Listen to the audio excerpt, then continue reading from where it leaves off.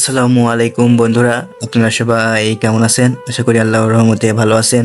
আমিও অনেক ভালো আছি। তো আবারও একটা ব্লগ নিয়ে চলে আসলাম আমি।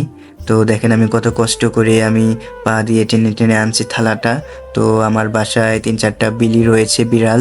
তো ওদেরকে খেতে দেব আমি। তো আমি খাওয়া দাওয়া শেষ করলাম এবং খাওয়া দাওয়া শেষ করে কিছু খাবার আমি রেখে দিয়েছি, আমার বিড়ালদের দেব। তো এখন দিচ্ছি, দেখেন কত কষ্ট করে দিচ্ছি। আল্লাহ তাআলা ২টা হাত দেয়নি, ১টি পা দেয়নি, তাও দেখেন আমি বিড়াল পুষি। তো আপনারাও বিড়াল পুষবেন। তো বিড়াল পুষলে অনেক ভালো হয়, ইঁদুর থাকে না বাসায়। তো বিড়াল অনেক ভালো, আমার কাছেই থাকে। তো দেখেন আমি দুটো বাচ্চাকে খাবার দিচ্ছি এবং দেখেন এখন আমি বাচ্চার গাটা নেড়ে দিচ্ছি আমার ছোট্ট পা দিয়ে। তো বিড়াল আমার অনেক ভালো লাগে, পশু পাখি অনেক ভালো লাগে, পশু পাখি এবং ফুল আমার অনেক ভালো লাগে। তো এই জন্যই আমি ওদের পুষি।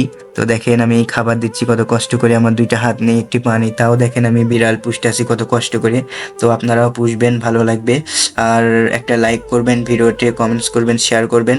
তো এখন ইদানিং তো আমার ভিডিওতে লাইক পড়েই না দেখি।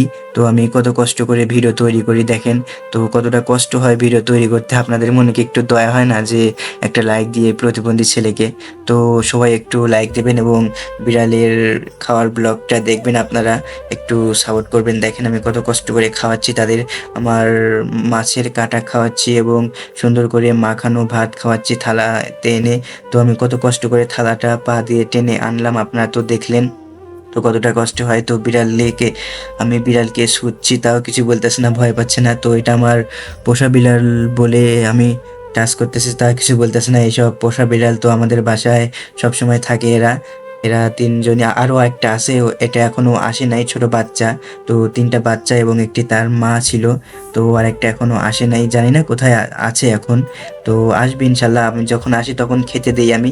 তো এদেরকে পুষি, আপনারা সবাই দোয়া করবেন আমার জন্য এবং বিড়ালদের জন্য দোয়া করবেন যেন ভালো থাকে, তারা সুস্থ থাকে। তো এবং সবাই শেয়ার করবেন, একটা ফলো দিবেন। ধন্যবাদ সবাইকে।